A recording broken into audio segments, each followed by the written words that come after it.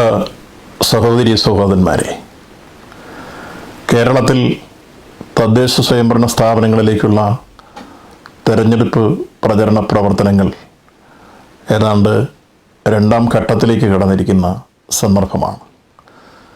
ഇതിൻ്റെ ഭാഗമായി കോട്ടയം ജില്ലയിലും തെരഞ്ഞെടുപ്പ് പ്രചരണ പ്രവർത്തനങ്ങൾ വളരെ ചിട്ടയോടെ ആവേശകരമായ അന്തരീക്ഷത്തിൽ മുന്നോട്ട് നീങ്ങിക്കൊണ്ടിരിക്കുകയാണ്. കോട്ടയം ജില്ലയിൽ 1140 വാർഡുകളിലായി 71 ഗ്രാമപഞ്ചായത്തുകളും അതോടൊപ്പം തന്നെ 146 വാർഡുകളിലായി 11 ബ്ലോക്ക് പഞ്ചായത്തുകളും 204 വാർഡുകളിലായി 6 മുനിസിപ്പാലിറ്റികളും ഏതാണ്ട് 22 വാർഡ് ഡിവിഷനുകളിലായി ഒരു ജില്ലാ പഞ്ചായത്തുമാണ് തെരഞ്ഞെടുപ്പ് നടക്കുക. തെരഞ്ഞെടുപ്പ് പ്രചരണ പ്രവർത്തനങ്ങളുടെ ആദ്യ റൗണ്ട് പൂർത്തീകരിച്ചപ്പോൾ എങ്ങും എവിടെയും ആവേശകരമായൊരു അന്തരീക്ഷമാണ് ജില്ലയിൽ പ്രകടമാകുന്നത്. ഈ തെരഞ്ഞെടുപ്പിൻ്റെ രംഗത്ത് ഇടതുപക്ഷ ജനാധിപത്യ മുന്നണിക്ക് അനുകൂലമായി ജില്ലയിൽ ആവേശകരമായ അന്തരീക്ഷം ഉണ്ടായതിന് പശ്ചാത്തലം ഒന്ന്, ഇടതുപക്ഷ ജനാധിപത്യ മുന്നണി ഉയർത്തിപ്പിടിക്കുന്ന മതനിരപേക്ഷ മൂല്യമുയർത്തുന്ന മഹത്തായ രാഷ്ട്രീയ പാരമ്പര്യം. 2, കേരളത്തിലെ ഇടതുപക്ഷ ജനാധിപത്യ മുന്നണി തിളക്കമാർന്ന പ്രവർത്തനങ്ങൾ കാഴ്ചവെച്ച് മുന്നോട്ട് വരുന്ന പശ്ചാത്തലം. 3, ഇന്ന് ഇടതുപക്ഷ ജനാധിപത്യങ്ങളുടെ രാഷ്ട്രീയ അടിത്തറ കുറെ കൂടി വിപുലീകൃതമായ രൂപത്തിൽ വിശിഷ്യ കോട്ടയം ജില്ലയിൽ കേരള കോൺഗ്രസ് ജോസ് കെ മാണി വിഭാഗം കൂടി വന്നതോടെ ഉണ്ടായിട്ടുള്ള വലിയ മുന്നേറ്റം. ഈ കാരണങ്ങളെല്ലാം കൊണ്ട് തന്നെ ജില്ലയിൽ തദ്ദേശ സ്വയംഭരണ സ്ഥാപനങ്ങളുടെ പ്രചരണ പ്രവർത്തന രംഗത്ത് എങ്ങും എവിടെയും വലിയ ആത്മവിശ്വാസത്തോടെ പ്രവർത്തകർ വളരെ ആവേശകരമായ പ്രവർത്തനങ്ങളുമായി മുന്നോട്ട് നീങ്ങുകയാണ്. മഹാഭൂരിപക്ഷം സീറ്റുകളും പിടിച്ചടക്കി ജില്ലയിൽ ചരിത്ര വിജയം കുറിക്കും എന്നതാണ് പ്രവർത്തകരിൽ നിന്ന് ഉയർന്നു വരുന്ന റിപ്പോർട്ടുകൾ. ഇതിനാധാരമായി ചൂണ്ടിക്കാണിക്കുന്ന പ്രധാനപ്പെട്ട പ്രശ്നങ്ങൾ: ഒന്ന്, കേരളത്തിലെ ഇടതുപക്ഷ ജനാധിപത്യ മുന്നണി ഗവൺമെൻറ് ഇക്കാലം അത്രയും നടപ്പിലാക്കിയിട്ടുള്ള സമാനതകളില്ലാത്ത വികസന ക്ഷേമ പ്രവർത്തനങ്ങൾ. അത് ജനങ്ങളിൽ വലിയ രൂപത്തിലുള്ള പ്രതീക്ഷയും പ്രത്യാശയും ഉയർത്തിയിരിക്കുന്നു. ഒപ്പം ആ ഗവൺമെൻറ്റിൽ വിശ്വാസവും രേഖപ്പെടുത്തുന്നു. ഇതുവരെ പോയി വരുന്ന സ്ക്വാഡുകളിൽ നിന്നെല്ലാമുള്ള പ്രതികരണം ഒരു വീട്ടിൽ നിന്ന് പോലും ഗവൺമെൻറ്റിനെതിരായി ഒരു വിമർശനമോ അല്ലെങ്കിൽ ഏതെങ്കിലും തരത്തിലുള്ള ആക്ഷേപമോ ഉയർന്നു വരുന്നില്ല എന്നുള്ളതാണ്. അതൊരു പക്ഷേ കേരളത്തിൽ 4 വർഷക്കാലത്തിലേറെ പൂർത്തീകരിച്ച ഒരു മുന്നണി ഗവൺമെൻറ്റിനും ഇതുവരെ അതിൻ്റെ അവസാന ഘട്ടത്തിൽ ഇത്ര അനുകൂലവും ആവേശകരമായ പ്രതികരണം ഉണ്ടായിക്കണ്ടിട്ടില്ല. അത്രത്തോളം വലിയ മുന്നേറ്റമാണ് ഗവൺമെൻറ് പ്രവർത്തനങ്ങളുമായി ബന്ധപ്പെട്ട് ജനങ്ങളിൽ ഉളവാക്കാൻ കഴിഞ്ഞിട്ടുള്ളത്. അതുതന്നെയാണ് ഈ തെരഞ്ഞെടുപ്പ് പോരാട്ടത്തിലെ ഏറ്റവും പ്രധാനപ്പെട്ട ഇടതുപക്ഷ മുന്നണിയുടെ ആത്മവിശ്വാസം. മറ്റൊന്ന്, ഈ രംഗത്ത് വികസന പ്രവർത്തനങ്ങൾ ജില്ലയെ സംബന്ധിച്ചോളം എടുത്താൽ ഗവൺമെൻറ്റിൻ്റെ സഹായത്തോടെ ജില്ലയിലെ വികസന പ്രവർത്തന രംഗത്ത് മുന്നോട്ട് വന്ന സ്ഥിതി വികസന പ്രവർത്തനങ്ങളെ 3ആയി തരംതിരിച്ചാൽ: 1, ഉൽപ്പാദന മേഖല; 2, പശ്ചാത്തല വികസനം; 3, സേവനത്തിന് തുറകൾ. അതിൽ ഉൽപ്പാദന മേഖലയിൽ കൃഷിയും വ്യവസായവുമാണ്. അതിൽ കോട്ടയം ജില്ലയിൽ 5140 ഏക്കർ തരിശു നിലങ്ങൾ ഈ ഗവൺമെൻറ് വന്നതിന് ശേഷം കൃഷി ഇപ്പോൾ വലിയ രൂപത്തിലുള്ള വിളവുകൾ എടുത്തു കഴിഞ്ഞിരിക്കുന്നു. അതോടൊപ്പം തന്നെ സുഭിക്ഷ കേരളം പദ്ധതിയുടെ ഭാഗമായി ലോക്ക്ഡൗൺ പീരീഡ് കഴിഞ്ഞതിന് ശേഷം ഗവൺമെൻറ് പ്രഖ്യാപിച്ച പദ്ധതികളുമായി ബന്ധപ്പെട്ട് എങ്ങും എവിടെയും സ്വയം പര്യാപ്തയിൽ പച്ചക്കറി കൃഷി പോലും എത്തിച്ചേരുന്ന പുതിയ സാഹചര്യം ജില്ലയിലുണ്ടായിരിക്കുന്നു. അനുബന്ധ കൃഷികളായി കാലി വളർത്തലും കോഴി വളർത്തലും ആട് വളർത്തലും മുയൽ വളർത്തലും കാട വളർത്തലും ഉൾപ്പെടെയുള്ള ഒട്ടനവധി മേഖലയിലേക്ക് നാട്ടിലെ ജനങ്ങൾ കടന്നു വന്നതോടെ അവരെല്ലാം സുഭിക്ഷ കേരളം പദ്ധതിയുടെ ഭാഗമായി വലിയ രൂപത്തിലുള്ള പ്രതീക്ഷാനിർഭരമായൊരു സ്ഥിതിവിശേഷം നാട്ടിലുളവാക്കി. കൂടുതൽ ആത്മവിശ്വാസത്തോടുകൂടി ജനങ്ങൾ മുന്നോട്ട് പോകുന്നു കാർഷിക മേഖലയിൽ. അതോടൊപ്പം തന്നെ കാർഷിക മേഖലയുമായി ബന്ധപ്പെട്ട് ഹരിതാഭമായ ഒരു കേരളത്തെ വീണ്ടെടുക്കാനുള്ള ഗവൺമെൻറ്റിൻ്റെ പദ്ധതിയുടെ ഭാഗമായി ഈ കോട്ടയം ജില്ലയിൽ നിരവധി പരമ്പരാഗത ജലസ്രോതസ്സുകൾ ശക്തിപ്പെടുത്തി നിരവധി ആറുകളും കുളങ്ങളും തോടുകളും എല്ലാം മാലിന്യ നിർമ്മാർജ്ജനം ചെയ്ത് ഏറ്റവും നല്ല കുടിവെള്ളം ഉറപ്പാക്കാനും സഹായിക്കുന്ന സ്ഥിതിവിശേഷം സംജാതമാക്കി. അതോടൊപ്പം നമ്മുടെ ജില്ലയിൽ നിരവധി മേഖലകളിൽ പച്ചത്തുരുത്ത് സംഘടിപ്പിച്ചുകൊണ്ട് മുന്നോട്ട് വരുന്ന സ്ഥിതിവിശേഷവുമുണ്ടായി.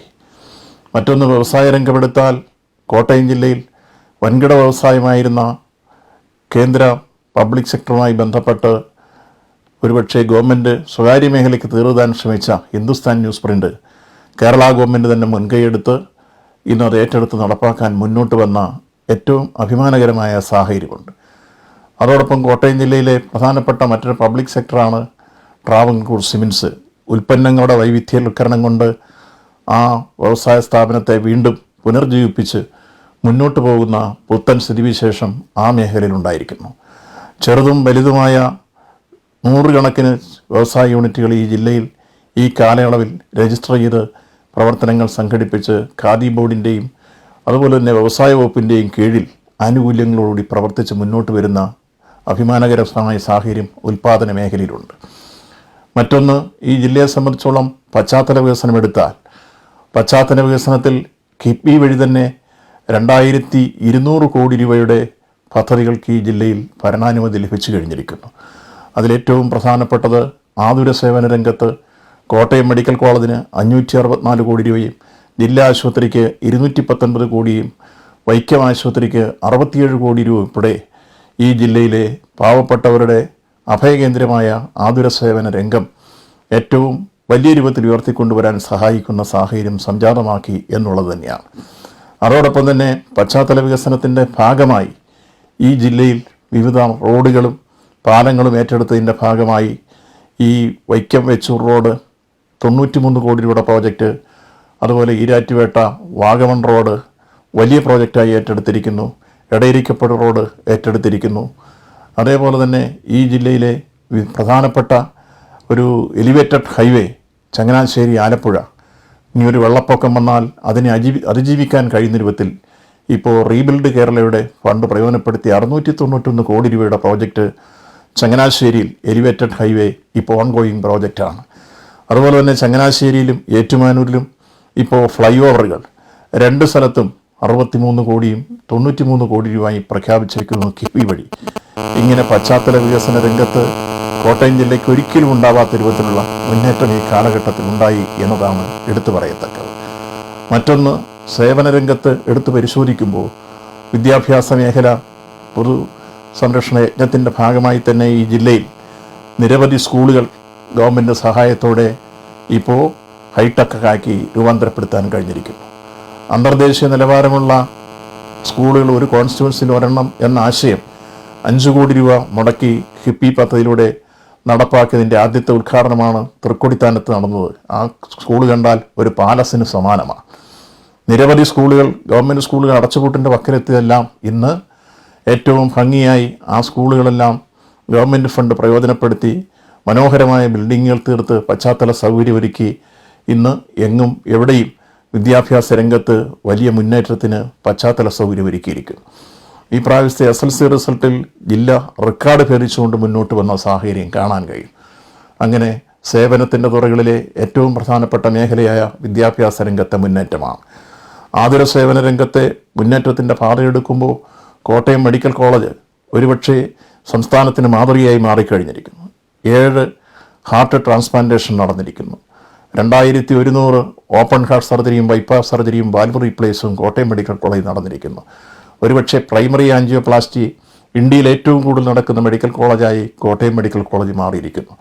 ഓൾ ഇന്ത്യ മെഡിക്കൽ ഇൻസ്റ്റിറ്റ്യൂട്ടിന് സമാനമായ സൗകര്യത്തോടുകൂടിയ കാഷ്വാലിറ്റി ഉദ്ഘാടനം ചെയ്തിരിക്കുന്നു. ലീനിയർ ആക്സിലേറ്റർ വന്നിരിക്കുന്നു. അതേപോലെ തന്നെ അവിടെ ഹിന്ദുസ്ഥാൻ ലാറ്റിക്സിൻ്റെ സഹായത്തോടു കൂടി MRI സ്കാൻ സ്ഥാപിക്കുകയുണ്ടായി. ഇപ്പോൾ ഹോസ്പിറ്റലിന് തന്നെയായി MRI സ്കാൻ വന്നിരിക്കുന്നു. 2 കാത്ത് സ്ഥാപിച്ചിരിക്കുന്നു. എല്ലാ രംഗത്തും നൂതനമായ സാങ്കേതിക വിദ്യകൾ പ്രയോജനപ്പെടുത്തി ഇന്ന് ആ മെഡിക്കൽ കോളേജ് കേരളത്തിനാകെ മാതൃകയായി, ഇന്ത്യക്ക് മാതൃകയായി ഉയർന്നു വന്ന സ്ഥിതിവിശേഷം നിലനിൽക്കുകയാണ്. അതേപോലെ തന്നെ ഈ ജില്ലയിലെ നിരവധി പ്രാഥമിക ആരോഗ്യ കേന്ദ്രങ്ങൾ കുടുംബാരോഗ്യ കേന്ദ്രങ്ങളാക്കി മാറ്റിയപ്പോൾ സാധാരണക്കാരൻ്റെ ആരോഗ്യപരിപാലനത്തിന് ഏറ്റവും സഹായകരമായ സാഹചര്യം ഈ ജില്ലയിൽ സംജാതമായി എന്നുള്ളതാണ് മറ്റ് പ്രതീക്ഷാനിർഭരമായ സാഹചര്യം. മറ്റൊന്ന്, ഈ ജില്ലയെ സംബന്ധിച്ചോളം കലാരംഗത്തും കായിക രംഗത്തും വലിയ മുന്നേറ്റമുണ്ടാക്കാൻ സഹായിക്കുന്ന രൂപത്തിൽ ഇൻഡോർ സ്റ്റേഡിയം അതിൻ്റെ പൂർണ്ണതയിൽ എത്തിച്ചു കഴിഞ്ഞിരിക്കുന്നു. ഒപ്പം നിരവധി പ്രദേശങ്ങളിൽ വലിയ രൂപത്തിലുള്ള മനോഹരമായ സ്റ്റേഡിയം നിർമ്മിക്കാൻ സഹായകരമായി ഫണ്ട് നൽകി അത് നിർമ്മിച്ചു കഴിഞ്ഞിരിക്കുന്നു. ഒപ്പം ഈ ജില്ലയിൽ സാംസ്കാരിക രംഗത്ത് ലളിതാംബിക അന്തർജനത്തിൻ്റെ പേരിൽ 4.5 കോടി രൂപ മുടക്കി ഒരു സാംസ്കാരിക സമുച്ചയം പടുത്തുയർത്തിക്കൊണ്ടിരിക്കുന്നു. ഇങ്ങനെ സേവനത്തിൻ്റെ തുറകളിൽ വിവിധ രംഗമെടുക്കുമ്പോൾ ജില്ലയ്ക്ക് അഭിമാനിക്കാൻ നൽകുന്ന ഒട്ടനവധി പദ്ധതികൾ എണ്ണിയാലൊടുങ്ങാത്തത് എടുത്ത് ചൂണ്ടിക്കാണിക്കാനുണ്ട്. അങ്ങനെ ഉൽപ്പാദന മേഖലയിൽ, പശ്ചാത്തല വികസനത്തിൽ, സേവനത്തിൻ്റെ തുറകളിൽ വളരെ അഭിമാനകരമായ മുന്നേറ്റം ഈ ജില്ലയിൽ ഈ കാലയളവിൽ നേടാൻ കഴിഞ്ഞു എന്നത് ഈ ഗവൺമെൻറ്റിൻ്റെ പരമനേട്ടങ്ങളിൽ വികസന രംഗത്ത് വിസ്മയങ്ങൾ തീർക്കുന്ന പ്രവർത്തനങ്ങളാണ്. അതോടൊപ്പം തന്നെ ഗവൺമെൻറ് ക്ഷേമ പ്രവർത്തനങ്ങളുമായി ബന്ധപ്പെട്ടെടുക്കുമ്പോൾ ഈ ജില്ലയിൽ നമുക്ക് കാണാൻ കഴിയുന്ന ഏറ്റവും സുപ്രധാനമായ ഒരു കാര്യമാണ് വീടില്ലാത്തവർക്ക് വീട് നിർമ്മിച്ച് നൽകുന്ന കേരളത്തിലെ ലൈഫ് പദ്ധതിയുമായി ബന്ധപ്പെട്ട് കേരളത്തിൽ ഏതാണ്ട് 2,38,00,000 പരം വീട് നിർമ്മിക്കുമ്പോൾ കോട്ടയം ജില്ലയിൽ 8,226 വീട് നിർമ്മിച്ചു കൊടുക്കാൻ കഴിഞ്ഞിരിക്കുന്നു. ആ കൂട്ടത്തിൽ സഹകരണ മേഖലയുടെ ഹോം കെയർ പദ്ധതിയിൽ നിരവധി വീടുകൾ നിർമ്മിക്കാൻ കഴിഞ്ഞിരുന്നു. ഇതിനും പുറമെയാണ് communist party of India Marxist ഈ ജില്ലയിൽ അതിൻ്റെ സംസ്ഥാന സമ്മേളന തീരുമാനപ്രകാരം പാവപ്പെട്ടവർക്കൊരു വീട് ലോക്കൽ കമ്മിറ്റി മേഖല നിർമ്മിച്ചു കൊടുക്കുക എന്ന തീരുമാനം നടപ്പിലാക്കാൻ ഏതാണ്ട് 114 ലോക്കൽ കമ്മിറ്റിയുള്ള ഈ ജില്ലയിൽ 102 വീടുകൾ ഇപ്പോൾ നിർമ്മാണ പ്രവർത്തനത്തിൽ ഞങ്ങൾ തുടക്കം കുറിച്ചു.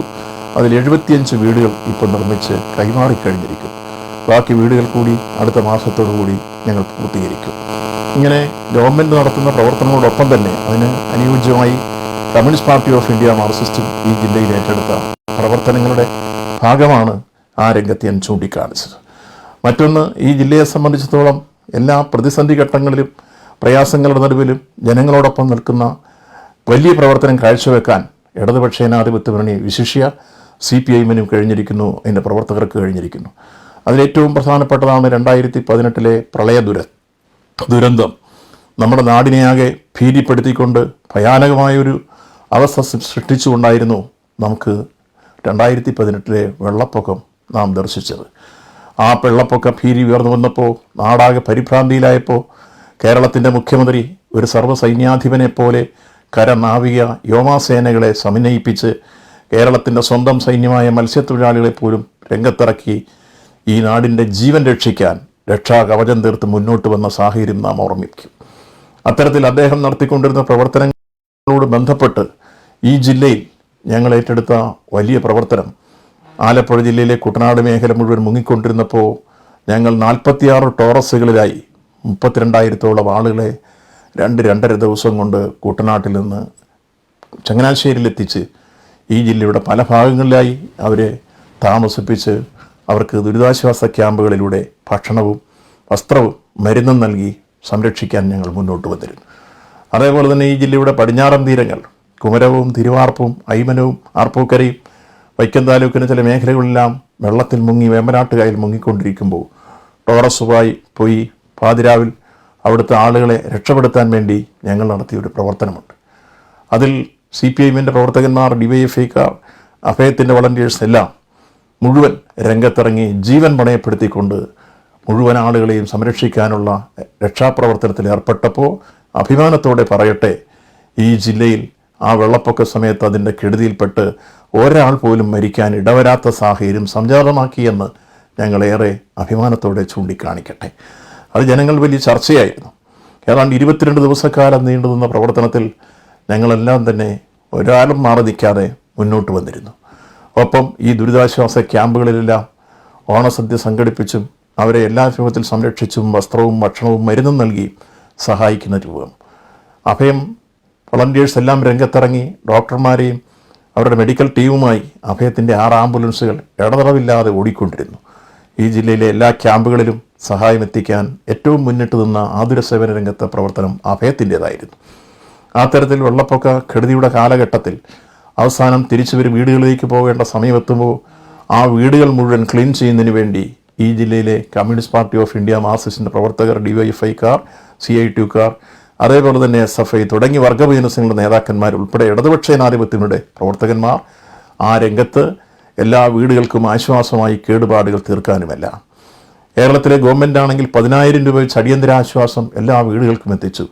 എത്രയോ വലിയ ആശ്വാസമായിരുന്നു ആ രംഗത്തുണ്ടായിരുന്നത്. അതേപോലെ തന്നെയാണ് പിന്നീട് കോവിഡ് വന്നപ്പോൾ കോവിഡ് എന്ന മഹാമാരി ആഗോളതലത്തിൽ ഭീതിജനകമായ അന്തരീക്ഷം ഉയർത്തിക്കൊണ്ട് ഒരുപക്ഷെ ഇന്ത്യയിൽ ആദ്യം കോവിഡ് പ്രത്യക്ഷപ്പെട്ടത് കേരളത്തിലാണ്. കേരളത്തിൽ ആദ്യഘട്ടത്തിൽ തന്നെ അതിനെ പ്രതിരോധിക്കാനും ആശ്വാസ പ്രവർത്തനങ്ങൾ സംഘടിപ്പിക്കാനും വളരെ ജാഗ്രതയോടെ കേരളത്തിലെ ഗവൺമെൻറ് മുന്നോട്ട് വന്നു. നമുക്കെല്ലാം അറിയാം. അത് ആഗോളതലത്തിൽ തന്നെ ചർച്ച ചെയ്യപ്പെട്ട ലോകത്തിന് മാതൃകയായ ഒരു സമീപനമായിരുന്നു കേരള ഗവൺമെൻറ് സ്വീകരിച്ചത്. അതിൻ്റെ ഭാഗമായി കോട്ടയത്ത് ഞങ്ങൾ ആ രംഗത്ത് ഏറ്റെടുത്ത ഏറ്റവും പ്രധാനപ്പെട്ട ദൗത്യം, രണ്ടാം ഘട്ടം വരുമ്പോൾ മാർച്ച് 8 ആദ്യത്തെ കേസ് റിപ്പോർട്ട് ചെയ്യുന്നത് ഇറ്റലിക്കാരെ കൊണ്ടുവന്ന കൂട്ടത്തിലുണ്ടായിരുന്ന ചെങ്ങളത്തെ റോബിനടക്കമുള്ള കുടുംബമായിരുന്നു. അവർക്ക് കോവിഡ് വന്നപ്പോൾ ഈ നാട്ടിലാകെ ഭീതി വരുത്തി ജനങ്ങളെല്ലാം ഓടിയകലുന്ന സ്ഥിതിവിശേഷം വന്നു. അവരെ ഫോണിലും അതേപോലെ തന്നെ മറ്റകലുമൊക്കെ ഒക്കെ വലിയ രൂപത്തിൽ ഒറ്റപ്പെടുന്ന സ്ഥിതിയിലേക്ക് വന്നിരുന്നു. അവരെ വല്ലാത്ത രൂപത്തിൽ ചീത്ത വിളിക്കുന്ന, ഫോണിൽ കൂടി പലരും വിളിച്ച് ചീത്ത വിളിക്കുകയായിരുന്നു. ഇത്തരം ഒരു ഘട്ടത്തിലാണ് റോബിനുമായി ഞങ്ങൾ ബന്ധപ്പെടുന്നത്. റോബിൻ എന്നോട് പറഞ്ഞു, ഇതുവരെ വിളിച്ചവരെല്ലാം ചീത്തയാണ് പറഞ്ഞത്, നിങ്ങൾ മാത്രമാണ് ഒരു ആശ്വാസ പ്രവർത്തനം, ആശ്വാസ വാക്കുകൾ പറഞ്ഞത്. ഞാൻ അദ്ദേഹത്തോട് പറഞ്ഞു, നിങ്ങളുടെ രോഗം ഒരു പ്രശ്നമല്ല, ഞങ്ങൾ നിങ്ങളോടൊപ്പം ഉണ്ട്, നിങ്ങളെ വീട്ടിൽ വന്ന് ഞങ്ങൾ ആശുപത്രി കൊണ്ടുപോകാം, എല്ലാവരും ഉപേക്ഷിച്ചാലും ഞങ്ങളുണ്ട്. ഇതാണ് അദ്ദേഹത്തോട് പറഞ്ഞ വാചകം. അതനുസരിച്ച് അദ്ദേഹത്തിൻ്റെ വീട്ടുപടിക്കൽ ആംബുലൻസുമായി പോയി അദ്ദേഹത്തെയും കുടുംബത്തെയും ഞങ്ങൾ മെഡിക്കൽ കോളേജ് ആശുപത്രിയിലാക്കി.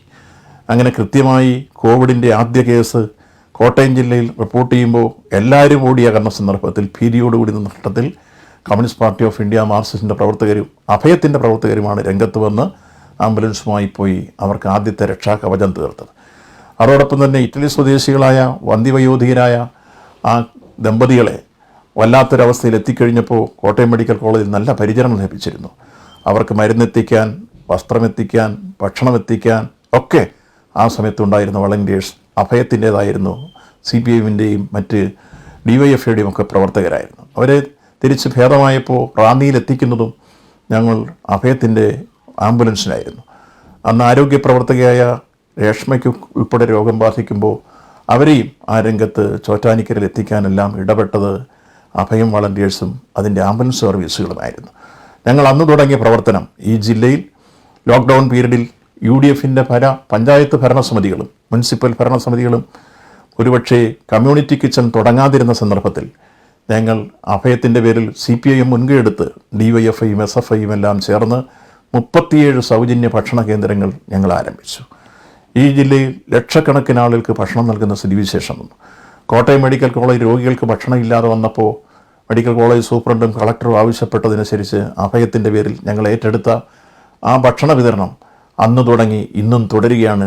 പ്രതിദിനം 1500-നും 2000-നും ഇടയ്ക്ക് ആളുകൾക്ക് സൗജന്യ ഭക്ഷണം നൽകി വരുന്നു.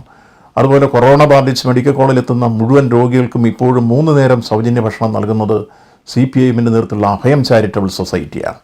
അങ്ങനെ ഈ ജില്ലയിൽ ഈ കോവിഡ് എന്ന മഹാമാരി ഭീതിജനകമായ അന്തരീക്ഷം ഉയർത്തിക്കൊണ്ട് മുന്നോട്ട് വന്നപ്പോൾ അവർക്ക് എല്ലാ തരത്തിലുള്ള ആശ്വാസങ്ങൾ പകർന്നും പ്രതിരോധ പ്രവർത്തനങ്ങൾ സംഘടിപ്പിച്ചും മുന്നോട്ട് വരുന്നതിൽ മുൻപന്തിയിലായിരുന്നു. ഏതാണ്ട് 3.5 ലക്ഷം മാസ്ക് ഞങ്ങൾ നിർമ്മിച്ച് ഈ ജില്ലയിൽ എല്ലാ സ്ഥലത്തുമായി വിതരണം ചെയ്തു. അഭയത്തിൻ്റെ പേരിൽ 1 ലക്ഷം ടവലുണ്ടാക്കി ആരോഗ്യ പ്രവർത്തകർക്കും പോലീസുകാർക്കും പാവപ്പെട്ടവർക്കും വിതരണം ചെയ്യുകയുണ്ടായി. അതോടൊപ്പം തന്നെ നിങ്ങൾ ഈ ജില്ലയിൽ ജില്ലാ ആസ്ഥാനത്ത് തന്നെ ബസന്ത് ഹോട്ടൽ ഏറ്റെടുത്ത് അവിടെ വലിയ രൂപത്തിൽ ഭക്ഷണ വിഭവങ്ങൾ സംഘടിപ്പിച്ച് കൊടുക്കേണ്ട സാഹചര്യം വന്നു. കോട്ടയം മുനിസിപ്പാലിറ്റി ഈ രംഗത്ത് കേരളത്തിലാദ്യമായി പണമില്ല, ഭക്ഷണം കൊടുക്കില്ല എന്ന് പ്രഖ്യാപിച്ചപ്പോൾ ഞങ്ങൾ പറഞ്ഞു, 5,95,00,000 രൂപ ബാലൻസ് ഇരിക്കുന്ന മുനിസിപ്പാലിറ്റി ഈ പ്രഖ്യാപനം നടത്തിയത് ശരിയല്ല. ബഹുമാനപ്പെട്ട കേരളത്തിൻ്റെ മുഖ്യമന്ത്രി അത് ചൂണ്ടിക്കാണിച്ചു.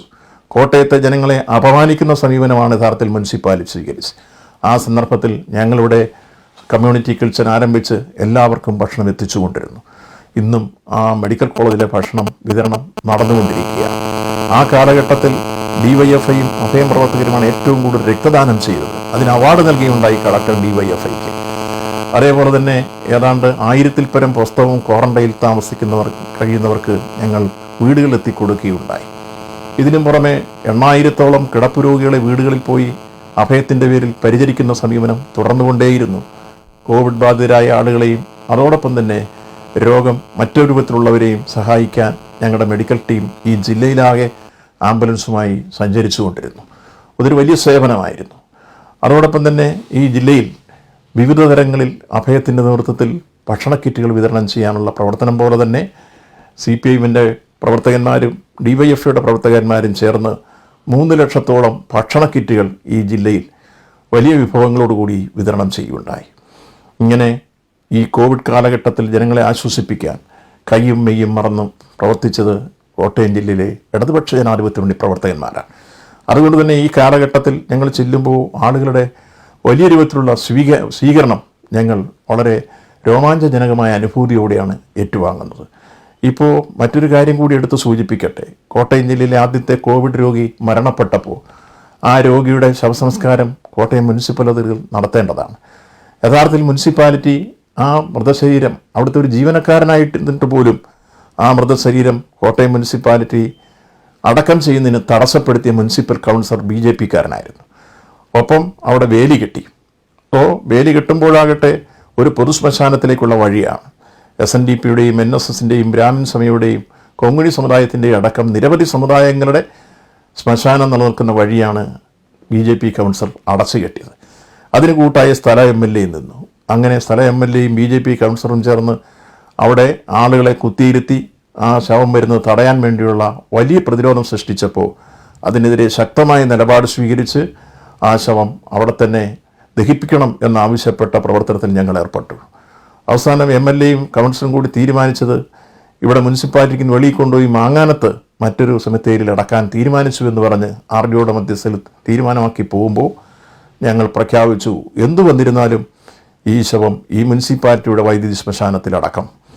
അത് അന്ന് രാത്രി തന്നെ ജില്ലാ ഭരണകൂടത്തിൻ്റെ സഹായത്തോടുകൂടി ആ ശവം അന്ന് ആ ശ്മശാനത്തിൽ സംസ്കരിക്കാൻ കഴിഞ്ഞു.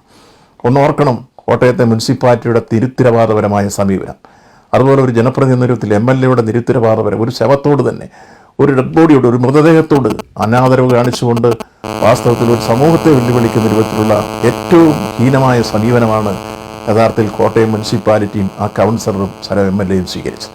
അത്തരം ഘട്ടങ്ങളെല്ലാം ജനങ്ങൾക്ക് വലിയ രൂപത്തിലുള്ള ആശ്വാസം പകർന്നും അത്തരത്തിലുള്ള വിഷമകരമായ സാഹചര്യത്തെ അതിജീവിക്കുന്ന രംഗത്ത് എന്ത് രൂപത്തിലുള്ള ത്യാഗവും സഹിച്ച് ആ മൃതശരീരം ഞങ്ങൾ അടക്കം ചെയ്തതുപോലെ തന്നെ തുടർന്ന് അടുത്തത് വന്നത് അയ്മനം പഞ്ചായത്തിലാണ്. ആ പ്രദേശത്തെ മുഴുവൻ ജനങ്ങളെയും ഞങ്ങൾ വീട് കയറി ഇറങ്ങി കണ്ട് ഞങ്ങൾ നമ്മുടെ ഈ കോവിഡ് വന്ന് മരിച്ച മറ്റൊരു ശവശരീരം അവിടെ അടക്കം ചെയ്യാൻ ഞങ്ങൾ ഇപ്പോൾ അഭയം ചാരിറ്റബിൾ സൊസൈറ്റിയുടെ തന്നെ ക്രിമേഷൻ യൂണിറ്റ് ഉപയോഗിച്ച് അവിടെ പോയി ആളുകളെ കണ്ട് അവിടെ തന്നെ അടക്കം ചെയ്യുകയുണ്ടായി. അങ്ങനെയാണ് ഈ ജില്ലയിൽ ഇപ്പോൾ കോവിഡ് വന്ന് മരിക്കുന്ന ആളുകളുടെ ശവസംസ്കാരത്തിന് ഒരു സാഹചര്യം ഉണ്ടായത്. ഇപ്പം നിരവധി പള്ളികളിൽ അഭയം ചാരിറ്റബിൾ സൊസൈറ്റിയുടെ ശവസംസ്കാര യൂണിറ്റാണ് പോയി മൃതശരീരം സംസ്കരിച്ചു കൊണ്ടിരിക്കുന്നത്. അപ്പോൾ നാട്ടിലൊരു വിപത്തുണ്ടായപ്പോൾ, വല്ലാത്ത രൂപത്തിലുള്ള ഭീതിജനകമായ അന്തരീക്ഷമുണ്ടായപ്പോൾ ആ ഭീതി അകറ്റാനും ഒപ്പം ജനങ്ങളെ ആശ്വസിപ്പിക്കാനും ഒപ്പം ഇത്തരത്തിലുള്ള മരണങ്ങളുണ്ടായാൽ ആ ശവം സംസ്കരിക്കാനും മൃതത്തോട് ആദരവ് കാണിക്കാനും എല്ലാം സമയബന്ധിതമായി സന്ദർഭോചിതമായി ഇടപെട്ട് മുന്നോട്ട് വന്നത് അഭയം ചാരിറ്റബിൾ സൊസൈറ്റിയുടെ നേതൃത്വത്തിലുള്ള ടീമും ഒപ്പം കമ്മ്യൂണിസ്റ്റ് പാർട്ടി ഓഫ് ഇന്ത്യ മാർക്സിസ്റ്റിൻ്റെ നേതൃത്വ നിരയുമായിരുന്നു. അതേപോലെ തന്നെ DYFIയുടെ പ്രവർത്തകന്മാരായിരുന്നു. ഇപ്പോൾ ജില്ലയിൽ എല്ലാ സ്ഥലത്തും DYFIയുടെ സഹാക്കൾ മുന്നോട്ട് വന്ന് അവർ പ്രത്യേകമായി PP കിറ്റ് ധരിച്ച് ശവസംസ്കാര ചടങ്ങിൽ ഏർപ്പെടുന്ന ദൃശ്യം എങ്ങും എവിടെയും കാണാം. അങ്ങനെ ഇത്തരത്തിൽ ജനങ്ങൾക്ക് എപ്പോഴൊക്കെ വിഷമങ്ങളുണ്ടാകുന്നു, മനുഷ്യ സ്നേഹത്തിന് വേണ്ടി യാചിക്കുന്ന സന്ദർഭങ്ങളിലെല്ലാം സഹായഹസ്തവുമായി ഓടിയെത്തി അവരെ എല്ലാ അർത്ഥത്തിലും സംരക്ഷിക്കുവാനും സഹായിക്കാനും മുന്നോട്ട് വന്ന സേവനബോധത്തിലൂന്നിയ പ്രവർത്തനത്തിൻ്റെ ഉള്ളടക്കമാണ് ഇടതുപക്ഷ ജനാധിപത്യ മുന്നണിക്ക് ഏറെ വലിയ രൂപത്തിൽ ഞങ്ങൾക്ക് വിവരിക്കാനുള്ളത്. പക്ഷേ സമയക്കുറവുകൊണ്ട് എല്ലാ കാര്യങ്ങളും ഇവിടെ വിവരിക്കുന്നില്ല. എത്രയോ സംഭവങ്ങൾ ഇതുപോലെ തന്നെ ഈ ജില്ലയിൽ ഈ കഴിഞ്ഞ കാലഘട്ടത്തിൽ എല്ലാ ആപൽക്കരമായ സ്ഥിതിവിശേഷത്തെയും അഭിമുഖീകരിക്കുന്ന രംഗത്ത് ഇടതുപക്ഷ ജനാധിപത്യത്തിനോട് ഇടപെട്ട സംഭവങ്ങളുണ്ട്. അപ്പോൾ ജനങ്ങൾ ഇതെല്ലാം നോക്കിക്കാണുകയാണ്. ഏത് പ്രതിസന്ധിയിലും പ്രയാസങ്ങളിലും ഇവിടെ ഈ ജില്ലയിലെ നിരവധി പഞ്ചായത്തുകൾ UDF-ൻ്റെതായിരുന്നു. ആ UDF-ൻ്റെ പഞ്ചായത്തുകളും മറ്റ് മുനിസിപ്പാലിറ്റികളും എല്ലാം ഗവൺമെൻറ് പ്രവർത്തനങ്ങളോട് പലപ്പോഴും മുഖം തിരിഞ്ഞു നിന്ന സമീപനങ്ങൾ സ്വീകരിച്ചിരിക്കുന്നു. അതിനൊന്നാം തരം ഉദാഹരണമാണ് കോട്ടയം മുനിസിപ്പാലിറ്റി ഇപ്പോൾ ലൈഫ് നടപ്പാക്കുന്ന രംഗത്തെടുത്ത നിരുത്തരവാദമായൊരു സമീപനം. കേരളത്തിൽ 2,38,000 പരം വീടുകൾ കൈമാറുമ്പോൾ അതിൽ ഒരു വീട് പോലും കോട്ടയം മുനിസിപ്പാലിറ്റി ലൈഫ് പദ്ധതിയിൽ കൊടുത്തില്ല എന്നത് അങ്ങേയറ്റം അപമാനകരമായ സംഭവമല്ലേ. എത്രയോ രൂക്ഷമായ വിമർശനം മുനിസിപ്പൽ കൗൺസിൽ നേരെ വന്നു. കോട്ടയം ജില്ലയിൽ 8,226 വീട് കൊടുത്തിൽ ഒരു വീട് പോലും കോട്ടയം മുനിസിപ്പാലിറ്റിയുടെ സംഭാവനയില്ല. 10,000-ഓളം വീടുകൾ കൊടുക്കേണ്ട മുനിസിപ്പാലിറ്റി ആ ചുമതല നിർവഹിച്ചില്ല. അതുകൊണ്ട് UDF ഭരിക്കുന്ന തദ്ദേശ സ്വയംഭരണ സ്ഥാപനങ്ങളിൽ കഴിഞ്ഞ കാലഘട്ടത്തിലെ നീക്കങ്ങൾ പരിശോധിക്കേണ്ടതാണ്. കേരളത്തിലെ ഗവൺമെൻറ് എടുത്ത ഏറ്റവും നല്ല വികസന വീക്ഷണത്തോടെയുള്ള സമീപനങ്ങളെയും ഒപ്പം എല്ലാ രംഗത്തെ ആശ്വാസ പ്രവർത്തനങ്ങളെയും തൃണവൽക്കരിച്ച് രാഷ്ട്രീയം സങ്കുചിതമായ രൂപത്തിൽ പ്രകടിപ്പിച്ച് മുന്നോട്ട് വന്ന അത്തരം തദ്ദേശ സ്വയംഭരണ സ്ഥാപനങ്ങളെ തിരിച്ചറിയണം, അത്തരം ജനപ്രതിനിധികളെ തിരിച്ചറിയണമെന്ന് ഈ നാടിൻ്റെ രാഷ്ട്രീയ പ്രബുദ്ധതയോട് വിനയപൂർവ്വം അഭ്യർത്ഥിക്കുകയാണ്. നിശ്ചയമായും ജനാധിപത്യത്തിൽ ജനങ്ങളാണ് യജമാനന്മാർ, ജനപ്രതിനിധികൾ ദാസന്മാരായിരിക്കണമെന്നാണ് ജനാധിപത്യത്തിൻ്റെ സങ്കല്പം. ഈ ത്രിതല പഞ്ചായത്ത് സംവിധാനത്തിൻ്റെ പ്രവർത്തനങ്ങളിൽ ആ സങ്കല്പങ്ങൾ വളർത്തിയെടുക്കുന്ന ഏറ്റവും വലിയ പ്രവർത്തനങ്ങൾക്ക് ഈ ജില്ലയിൽ തുടക്കം കുറിച്ചത് ഇടതുപക്ഷ ജനാധിപത്യ ഗവൺമെൻറ് കാലഘട്ടത്തിൽ പഞ്ചായത്തി രാജ് നിയമത്തിൽ ഭേദഗതി വരുത്തി ജനകീയാസൂത്രണം നടപ്പാക്കിയപ്പോഴാണ് നാം കണ്ടു. നമ്മുടെ ഗ്രാമസഭകളും കൃത്യമായി എല്ലാ ഷെൽഫ് പ്രോജക്റ്റുകളും തയ്യാറാക്കി ഗ്രാമാന്തരീക്ഷത്തിൽ എങ്ങനെയാണ് വികസനം ഉയർത്തിക്കൊണ്ടുവരേണ്ടതെന്ന് ജനകീയാസൂത്രണത്തിലൂടെ ഈ നാടിന് പ്രാവർത്തികമാക്കി തെളിയിച്ചു കൊടുത്തത് മഹാനായ EMSൻ്റെ കാലഘട്ടത്തിൽ തുടങ്ങി. അന്ന് അതിന് നേതൃത്വം കൊടുത്ത പാലോളി മുഹമ്മദ് കുട്ടി തദ്ദേശ വകുപ്പ് മന്ത്രി ആയിരിക്കുമ്പോൾ തുടങ്ങിയ പ്രവർത്തനങ്ങളാണ്. അതുപോലെ കുടുംബശ്രീയായി ബന്ധപ്പെട്ട പ്രവർത്തനങ്ങൾ ഈ ജില്ലയിലെടുത്താൽ ഇപ്പോൾ 2,20,000 കുടുംബശ്രീ അംഗങ്ങളുണ്ട് ഈ കോട്ടയം ജില്ലയിൽ. ഏതാണ്ട് 16,000 അയൽക്കൂട്ടങ്ങളാണ് ഈ ജില്ലയിൽ രജിസ്റ്റർ ചെയ്യപ്പെട്ടിരിക്കുന്നത്. ആ കുടുംബശ്രീയുടെ പ്രവർത്തനങ്ങൾ, സ്വയം തൊഴിൽ കണ്ടെത്താനുള്ള നീക്കങ്ങൾ, അതേപോലെ തന്നെ ഈ ദുരിതാശ്വാസ കാലഘട്ടങ്ങളിൽ അവർക്ക് എല്ലാ തരത്തിലും മുഖ്യമന്ത്രിയുടെ ദുരിതാശ്വാസ ഫണ്ടിൽ എത്തിക്കൽ, മുറ്റത്തെ മുല്ല എന്ന പദ്ധതിയിലൂടെ സഹകരണ മേഖലയിൽ നിന്ന് കിട്ടിയ വായ്പാ സംവിധാനങ്ങൾ, ഇതെല്ലാം പ്രയോജനപ്പെടുത്തി സ്വയം തൊഴിൽ കണ്ടെത്താനുള്ള പദ്ധതിയും പരിശീലനവും ഈ ജില്ലയിൽ സമഗ്രമായി നടന്നിരിക്കുന്നു. ഒപ്പം ഏതാണ്ട് 52 വിശപ്പ് തിരികിര ഭക്ഷണശാലകൾ ഈ ജില്ലയിൽ തുടങ്ങാൻ കഴിഞ്ഞിരിക്കുന്നു. കുടുംബശ്രീ അയൽക്കൂട്ടങ്ങൾ മികച്ച പ്രവർത്തനങ്ങളാണ് ഈ ജില്ലയിൽ സംഘടിപ്പിച്ചുകൊണ്ട് അതിനെ അമർച്ച ചെയ്യാൻ വന്ന ജനശ്രീ ഇന്ന് നാമാവിശേഷമായി. അങ്ങനെ ഈ ജില്ലയിൽ നമുക്ക് കാണാൻ കഴിയുന്നത് ആതുര സേവന രംഗത്തായിരുന്നാലും വികസന രംഗത്തായിരുന്നാലും ക്ഷേമപ്രവർത്തനങ്ങളിലായിരുന്നാലും എല്ലാം ഈ കാലഘട്ടത്തിൽ ഗവൺമെൻറ്റിൻ്റെ മെച്ചപ്പെട്ട പ്രവർത്തനങ്ങൾ ഈ ജില്ലയിൽ എത്തിക്കാൻ കഴിഞ്ഞുവെങ്കിലും ഈ ജില്ലയിലെ UDF ഭരണസമിതികൾ പലതും സമയോചിതമായി നടപ്പിലാക്കാൻ മുന്നോട്ട് വന്നില്ല എന്ന കുറ്റകരമായ അനാസ്ഥയുണ്ട്. ഇത് തിരിച്ചറിഞ്ഞ് കോട്ടയം ജില്ലയിലെ ജനങ്ങൾ ഈ തദ്ദേശ സ്വയംഭരണ സ്ഥാപനങ്ങളെ തെരഞ്ഞെടുപ്പിൻ്റെ രംഗത്ത് ഇടതുപക്ഷ ജനാധിപത്യ മുന്നണിയെ വിജയിപ്പിക്കാൻ ആത്മാർത്ഥമായി മുന്നോട്ട് വരും എന്ന് പ്രത്യാശിക്കുന്നു. എങ്ങും എവിടെയും ആവേശകരമായ പ്രതികരണങ്ങളാണ് ഇതിനോടകം തന്നെ കണ്ടിട്ടുള്ളത്. അതുകൊണ്ട് തന്നെ ജില്ലാ പഞ്ചായത്ത്, അതുപോലെ തന്നെ മഹാഭൂരിപക്ഷം ഗ്രാമപഞ്ചായത്തുകളും ബ്ലോക്ക് പഞ്ചായത്തുകളും മുനിസിപ്പാലിറ്റികളും ഇടതുപക്ഷ ജനാധിപത്യ മുന്നണിക്ക് അനുകൂലമായി വിധിയെഴുതുന്ന ആവേശകരമായ അനുഭവം എങ്ങും എവിടെയും ദൃശ്യമാകുന്നു. എല്ലാ കവലകളിലും ബസ്സുകളിലും അങ്ങാടികളിലും അത്തരമൊരു ചർച്ചയുയർന്നു വരുന്നു. ഏറ്റവും പ്രതീക്ഷയോടുകൂടി തന്നെ ജില്ലാ പഞ്ചായത്ത് ഒരുപക്ഷെ 2/3 മജോറിറ്റിയിൽ ഇടതുപക്ഷ ജനാധിപത്യ മുന്നണി വിജയം നേടുമെന്ന് ജനങ്ങൾ പറയുന്നു. ഇങ്ങനെ നാനാരംഗങ്ങളിൽ പ്രകടന പത്രിക ജനങ്ങളുടെ മുമ്പിൽ അവതരിപ്പിച്ചുകൊണ്ട് ചിട്ടയാർന്ന പ്രവർത്തനത്തിലൂടെ കൂടുതൽ ഐക്യത്തോടെ ഞങ്ങൾ മുന്നോട്ട് നീങ്ങുകയാണ്. സീറ്റ് വേന ചർച്ച വന്നപ്പോഴെല്ലാം ചില സുഹൃത്തുക്കളും മാധ്യമങ്ങളും ഒക്കെ ഉറ്റുനോക്കി ഇവിടെ 11 കക്ഷികളെ കൂട്ടിയോജിപ്പിച്ച് എങ്ങനെ പോകും, ഒരു സ്ഥലത്തും ഒരു അവസരമോ അസഹിഷ്ണുതയോ അസംതൃപ്തിയോ അല്ലെങ്കിൽ മറ്റേതെങ്കിലും തരത്തിലെ പരിമവോ വിദ്വേഷവും ഇല്ലാതെ ജില്ലാ പഞ്ചായത്തിൽ ഒരു റിബല് പോലുമില്ലാതെ, ബ്ലോക്ക് പഞ്ചായത്തുകൾ ഒരു റിബല് പോലുമില്ലാതെ, താഴെ ഗ്രാമപഞ്ചായത്തുകളിൽ ഉണ്ടായ അസ്വസ്ഥതകളൊക്കെ തന്നെ പരിഹരിച്ച് മുന്നോട്ട് പോകാൻ കഴിഞ്ഞ ഏറ്റവും ആവേശകരമായ അന്തരീക്ഷം കോട്ടയം ജില്ലയിൽ നിൽക്കുന്നു. വൈകാരികമായ യോജിപ്പോടെ ഇടതുപക്ഷ ജനാധിപത്യ മുന്നണി ഈ ചിട്ടയാർന്ന പ്രവർത്തനങ്ങളുടെ ചരിത്ര വിജയം കൈവരിക്കും. ബഹുമാന്യരായ വോട്ടർമാർ ഇടതുപക്ഷ ജനാധിപത്യ മുന്നണിയെ ഈ കാലഘട്ടത്തിൻ്റെ സവിശേഷത തിരിച്ചറിഞ്ഞ് രാഷ്ട്രീയ കേരളത്തെ വിശിഷ്യ ഇന്ന് ഏറെ അഭിമാനത്തോടെ നയിച്ചുകൊണ്ടിരിക്കുന്ന മുന്നണി ഗവൺമെൻറ്റിനെ എല്ലാ അർത്ഥത്തിലും അംഗീകരിച്ചുകൊണ്ട് അതിന് വിധേയമായി നിൽക്കുന്ന ഒരു പ്രവർത്തനം ഈ ജില്ലയിൽ ഏറ്റെടുത്ത് മുന്നോട്ട് പോകാൻ കാലവും ചരിത്രവും നമ്മളിൽ അർപ്പിക്കുന്ന ചുമതല ഏറ്റെടുത്ത് മുന്നോട്ട് പോകാൻ പ്രവർത്തകർ തയ്യാറാവണം. ഒപ്പം അനുഭാവികളും അഭ്യുതാകാംക്ഷികളും എല്ലാം മുന്നോട്ട് വരണം. നാട്ടിലെ ബഹുമാന്യരായ സമ്മതിദായകർ ഇടതുപക്ഷ ജനാധിപത്യ മുന്നണിയെ ഇന്ന് മഹാഭൂരിപക്ഷം ജനങ്ങൾ പ്രതീക്ഷയോടെ ഉറ്റുനോക്കുന്നു എന്ന രാഷ്ട്രീയ ധാരണ തിരിച്ചറിഞ്ഞുകൊണ്ട് ഇടതുപക്ഷ ജനാധിപത്യ മുന്നണിയെ സഹായിക്കാൻ നിങ്ങളുടെ രാഷ്ട്രീയ പ്രബുദ്ധതയോട് വിനയപൂർവ്വം അഭ്യർത്ഥിച്ചുകൊണ്ട് ഈ ചെറിയ വാക്കുകൾ അവസാനിപ്പിക്കുന്നു. നന്ദി, നമസ്കാരം.